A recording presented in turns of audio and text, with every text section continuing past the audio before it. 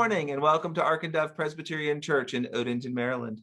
I'm Brian Boudreaux, the clerk of session at Ark and Dove, and your host here in the lobby. And as you can tell, I am on location this week. That means I'm on vacation, dialing in from beautiful Chicago. Today is the 6th Sunday after Pentecost, and in our ongoing series of Meet Ark and Dove, I will be talking to Louis Caraha about his unique hobby, and I'll save that for a surprise. But first, let's dive in to the announcements. Our in-person services have been going very well. Every other week, we have an outdoor service, and there's no RSVP or mask required. Our next outdoor worship will be next week, July 11th, starting at 9:15. For indoor service every week at 10:30, we are asking you to RSVP and to wear a mask, and it only takes 30 seconds to complete the sign-up online. It was good for 40 of us to sing in the sanctuary last week, and it will be even better this week when we display all the words to the hymns. So for real this time. And don't forget about Summer Sunday School on alternating weeks. The next one is July 18th. This is an in-person outdoor event for rising kindergarten through 8th graders, and masks will be required for these events. And Adult Sunday School happens at the same time. Just drop your kids off at Summer Sunday School and join in the discussion. And Pastor John will be leading the group in exploring myths of Christianity and busting them. So come as you are. There's no homework and no RSVP necessary. And now for the big event of the summer, and it is really just around the corner. I know I keep saying that every week, but it is right here. Have you registered for Vacation Bible School? Registration is now open, and it starts Monday, July 12th, going through Friday, July 16th from 6 to 8 p.m. This is for children in pre-K through 8th grade. They're invited to learn how all people are welcome to God's table and joyfully receive and share the good things that God provides. Now, Vacation Bible School is offered to all children free of charge, but we are asking for a $5 donation per child for gifts of supplies that would be appreciated to help defray the operating costs. Monetary donations can be made via PayPal on Ark and Dove's website. So leaders and helpers are still necessary for this program, and any interest or questions that you might have, please contact our Christian Ed Elder, Sarah Fox. The Mission Ministry will be meeting on Wednesday, July 7th at 7 p.m. The group will be joined by Kate Foster and McKenna Llewellyn from the Center in Baltimore. Kate and McKenna will be talking about ways to engage the immediate community in mission work. You might recognize the Center as the organization where our middle school youth have often participated in mission projects. All are invited to attend the meeting, and you can contact Lori Kronzer to get the Zoom invitation. The next Friendly Seniors in-person event will be a visit to the Walters Art Gallery in Baltimore on July 22nd. The carpool will leave at about 1:30 p.m. and they're asking to RSVP so that they can make parking reservations for the cars going. And for those who prefer Zoom, the Friendly Seniors will be having their afternoon tea on Thursday, July 15th at 3 p.m. Contact Joan Berry for the Zoom invitation. The Stephen Ministry at Ark and Dove would like to remind you that they are here to help. A Stephen minister provides care once a week for perhaps a few months to 18 months to a person who is experiencing a life-changing event like divorce, loss of work, or serious illness or death of a loved one. So supporting each other in times of need is a core belief of our Reformed faith and the Ark and Dove community.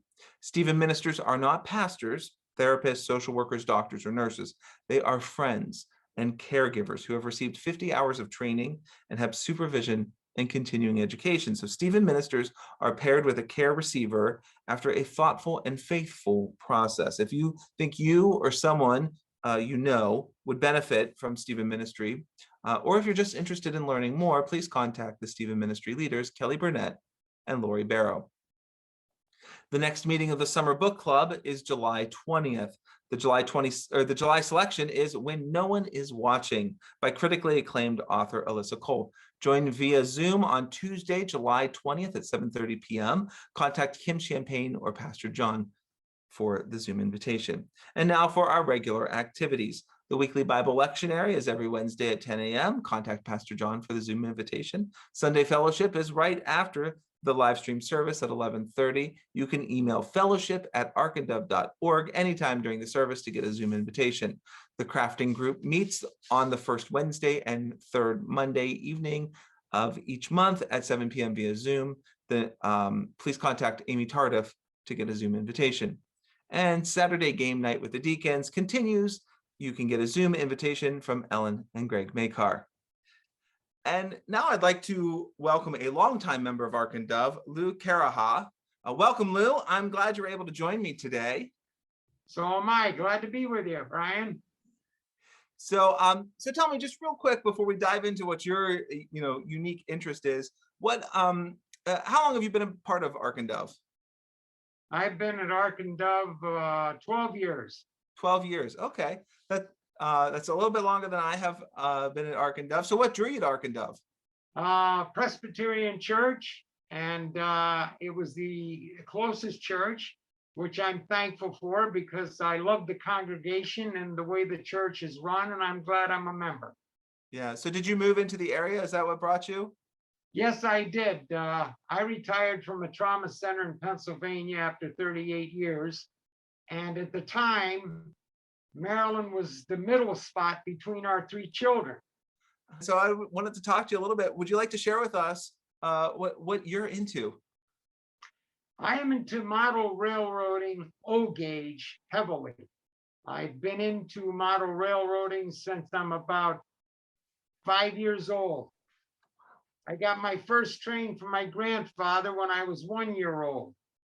So I've been in it a long time, and I really love it, and I want to pass it on to my grandchildren. So now you said, so model trains, you said old gauge. What is old gauge? O-gauge is the, do you remember the Lionel trains? Oh yeah. That's O-gauge. Okay. That's the regular size. And then you have N gauge and Z gauge and HO, which are below O. And then you have standard, which is the big stuff that you could actually run outside, have a garden railroad. Oh my gosh. So this is more than just putting a train up around the Christmas tree. This is a bit bigger deal than that. Oh, yes, sir. My layout is up 365 days a year, 24/7. I'm running it all the time. My grandkids come over and run it. I run everything, including the automatic accessories from a controller.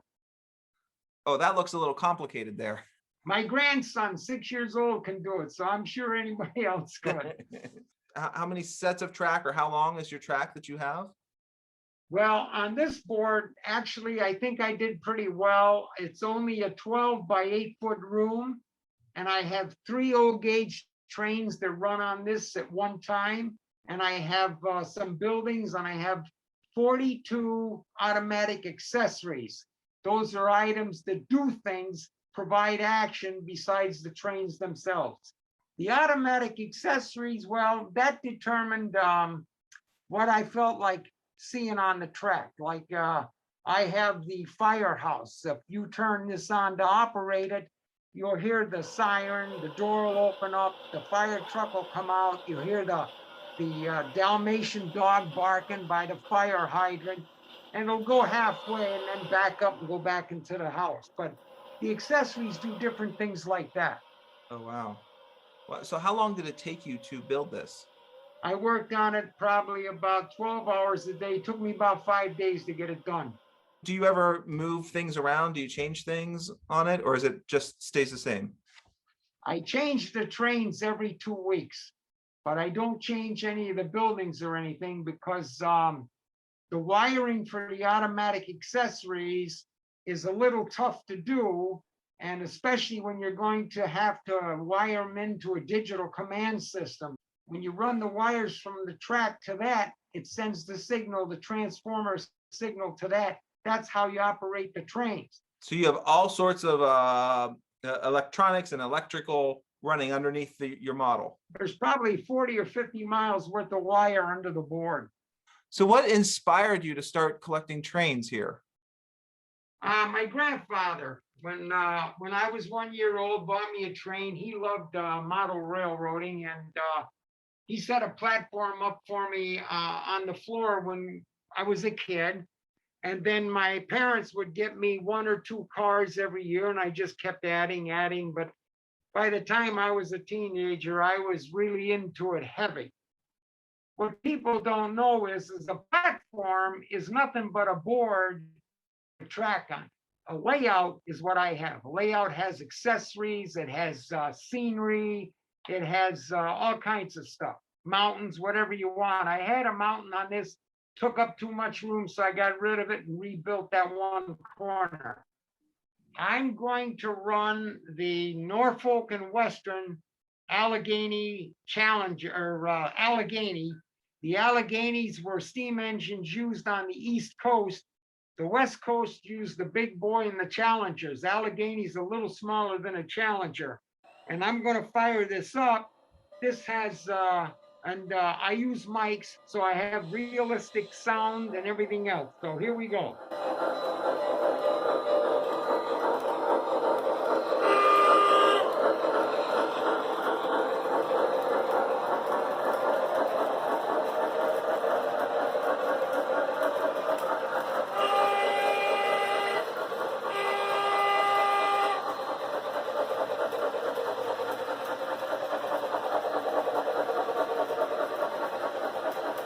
You have real steam coming out of that train.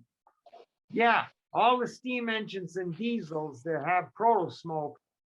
Yeah, the proto smoke that Mike's Train House produces is a form of kerosene. Each steam engine has a wick in it, kind of like a candle wick, but it's much thicker. All my engines are realistic. They're all engines that really existed in real life. For example, the one you saw running now is the 1275 Norfolk and Western Allegheny, and that really ran. It was a coal train out of Norfolk, Virginia, and that ran in real life. I feature the railroads from where I moved from and all the railroads that are operated or were back in the 50s in the mid-Atlantic. This Challenger would average 80 miles an hour, full throttle. I have 6 cars on here, but normally this Challenger would pull up to 100 cars at that speed. How do you collect these things? How do you decide to buy different trains or cars or accessories? Is there a network? Is there a store you go to? What do you do? Well, there's not here in this area, unfortunately, anymore, but there are a lot of hobby stores around. And I met a guy, I looked him up online. His name is Pete. He owns the hobby store Just Trains in Newark, Delaware. He told me, he said, I go to Mike's Train House, which is right here in Columbia, every week to get my order for the store and my customers. So he said, whenever you want something, you tell me, we'll meet over at Mike's. We'll talk a little, I'll get you your stuff, give it to you, you won't have to pay UPS. So we became really good friends. When you're running trains on DCS system, you're actually running at scale miles per hour. So that gives you an idea, like when I was running the train for you, I was running at 33 scale miles per hour. So it would give you an idea how fast in real life it was going, but it operates on scale miles. Yeah. Do you have a particular train that you treasure, that you really love? My favorite railroad is the Lackawanna Railroad, which was the first railroad in the United States to go from steam to diesel. And I love them, and I have the Lackawanna, which of course has one of the more famous railroads and trains in the country, the Phoebe Snow. Then I have the other one, the Pocono Express. And you said your grandchildren play with these trains. Do they have their own model trains at home as well? Yes, they do. I got them started in it a couple of years ago. And actually this summer in August, I'm going over and start building a platform, get it up on legs and start building a layout with them. All right, Lou, this has been fabulous. I can see that you have such a love for trains, and you're transferring that to your grandchildren. That's really wonderful. I've learned a lot about model trains. So thank you for joining me today and talking to us. Certainly, I really enjoyed it. I will give you one little laugh though before you go. My wife always says to me, how come you can build these big railroad layouts and you can't fix a doorknob? I said, well, the reason is what you want me to do is work. This is love. Well, it shows. Thank you so much, Lou, for joining us. Thank you for having me. I really enjoyed it. And to you out there, thank you for joining me this week. More details on everything that we talked about can be found in the archive or on the webpage. Happy 4th of July. Stay safe and have a great week. And this live stream service will begin in a moment.